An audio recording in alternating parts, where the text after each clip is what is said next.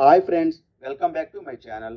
అన్ని కాలేజీలో regular education ఉంటుంది, కానీ వాటితో పాటు ఇప్పుడు నేను చెప్పిన ఇవన్నీ కూడా ఉండాలి. మీ కాలేజీలో ఇవన్నీ ఉంటే ఓకే, లేకపోతే మీ చదువుకి ఉపయోగమే లేదు. మీకు మార్కులు వస్తాయి, మీ డిగ్రీ పట్టా వస్తుంది, జాబులు మాత్రం రావు. భవిష్యత్తులో మీ బ్రతుకు బస్ స్టాండే. బాగా ఆలోచించుకోండి. డియర్ స్టూడెంట్స్, ఎవరైతే ఇంజనీరింగ్ చదువుతున్నారో మీ కాలేజీలో మీ ఎడ్యుకేషన్ ప్రాసెస్ ఎలా ఉందో ఒకసారి ఆలోచించారా? మీకు ఏ విధమైన ఎడ్యుకేషన్ విధానం కొనసాగుతుంది? ఇంటర్మీడియట్ లాగే మీకు ఇక్కడ బట్టి విధానమే చెప్తున్నారా? ఇంటర్మీడియట్ ఎడ్యుకేషన్, స్కూల్ ఎడ్యుకేషన్ లాగే ఇక్కడ కూడా కేవలం బుక్స్కే పరిమితం అవుతున్నారా? 24 గంటల బుక్స్తోనే సరిపోతుందా? మీ టీచర్స్ ఇక్కడ మీకు ఏ విధంగా లెసన్స్ చెప్తున్నారు? ఎప్పుడైనా ఆలోచించారా? బేసిక్గా ఒక ఇంజనీరింగ్ కాలేజీలో ఎడ్యుకేషన్ ఎలా ఉండాలంటే యాక్టివ్ లెర్నింగ్, అంటే స్టూడెంట్స్ ఇన్వాల్వ్ అవ్వాలి. ఏదైతే టీచింగ్ లెర్నింగ్ ప్రాసెస్ ఉంటుందో అందులో స్టూడెంట్స్ ఇన్వాల్వ్ అవ్వాలి. మీ టీచర్స్ వచ్చి పాఠాలు చెప్పి వెళ్ళిపోవడం కాదు. ప్రధానంగా గ్రూప్ డిస్కషన్స్ ఉండాలి, ప్రాక్టీస్ ఉండాలి, exploring new concept, problem solving మొదలైన వాటిల్లో స్టూడెంట్స్ ఇన్వాల్వ్మెంట్ ఉండాలి. అలాగే సెకండ్ వచ్చేసి కొలాబరేటివ్ లెర్నింగ్ లేదా కోఆపరేటివ్ లెర్నింగ్. దీంట్లో కూడా స్టూడెంట్స్ అందరూ కలిసికట్టుగా ఒక గ్రూప్గా ఏర్పడి అన్ని డిస్కస్ చేస్తూ ఉండాలి. బేసిక్గా ల్యాబ్ సెషన్స్లో ఇలా చేస్తుంటారు, అలా ల్యాబ్ సెషన్స్ కాకుండా మీ క్లాస్ రూమ్ టీచింగ్లో కూడా గ్రూప్స్గా డివైడ్ చేసి మీతో కొంత వర్కౌట్ చేయించాలి. ఇలా జరుగుతుందా లేదో చూసుకోండి. నెక్స్ట్ వన్ వచ్చేసి ప్రాక్టికల్ సెషన్స్. మీకు ల్యాబ్ ప్రాక్టికల్స్ ప్రాపర్గా జరుగుతున్నాయా లేదో చూడండి. ఎందుకంటే ఇదివరకే నేను చాలాసార్లు చెప్పాను, ఇంజనీరింగ్ అంటేనే ల్యాబ్ ప్రాక్టికల్స్ లేనిదే ఇంజనీరింగ్ లేదు. మీకు కేవలం థియరీ సబ్జెక్ట్స్తోనే ఆపేస్తున్నారా? ల్యాబ్ సెషన్స్లో మీకు ఫ్రీ హ్యాండ్ ఇస్తున్నారా? అంటే మీకు మీరు ఎక్స్పెరిమెంట్స్ చేసే స్వేచ్ఛ ఉంటుందా? అసలు మీ కాలేజీల్లో ల్యాబ్స్ అన్ని పర్ఫెక్ట్గా ఉన్నాయా లేదో చూసుకోండి. ఎందుకంటే ప్రాక్టికల్స్ లేనిదే ఇంజనీరింగ్ లేదు. ఇది అత్యంత కీలకం. ఒక ఇంజనీరింగ్ కాలేజీలో ల్యాబ్లు ఖచ్చితంగా ఉండాల్సిందే. నెక్స్ట్ వచ్చేసి హ్యాండ్స్ ఆన్ ఎక్స్పీరియన్స్, అంటే మినీ ప్రాజెక్ట్స్ కానీ, వర్కింగ్ మోడల్ కానీ, ప్రాజెక్ట్స్ ఇలాంటివన్నీ మీతో చేపిస్తున్నారా?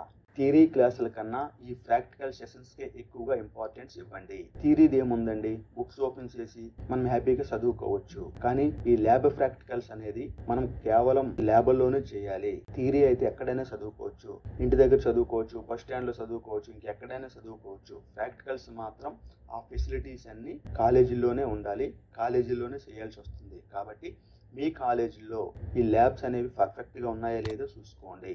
ఆ ల్యాబ్కి సంబంధించిన సౌకర్యాలన్నీ ఉన్నాయో లేదో చూసుకోండి.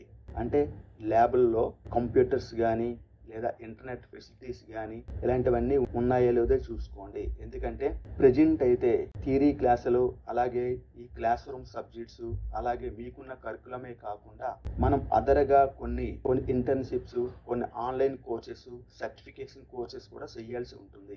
అవన్నీ చెయ్యాలంటే ఇంటర్నెట్ ఫెసిలిటీ, ప్రాపర్ రిసోర్సెస్ కూడా అవసరం.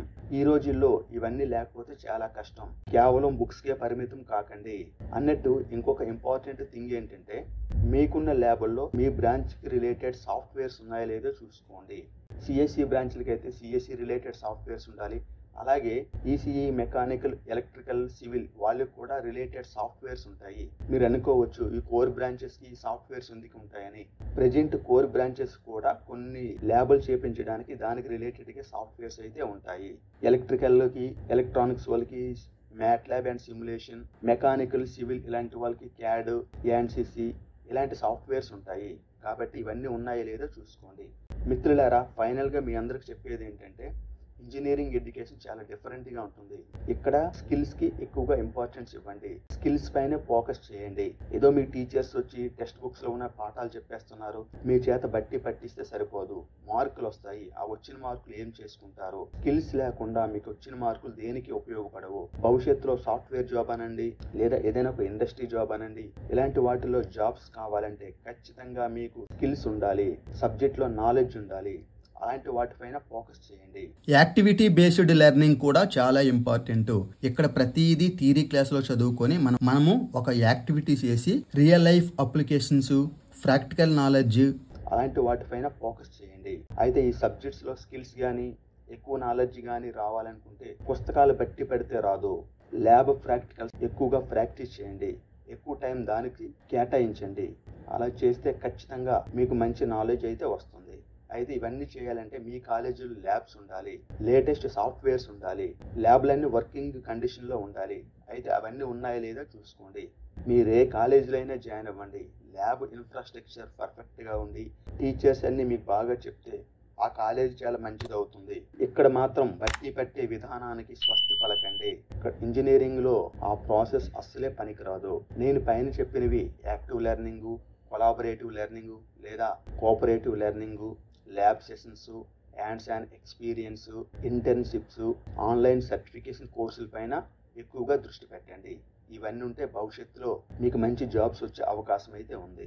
ఇలాంటి ఇన్ఫర్మేటివ్ వీడియోస్తో మళ్ళీ మీ ముందుకు వస్తాను. మీ అందరికీ ఆల్ ది బెస్ట్.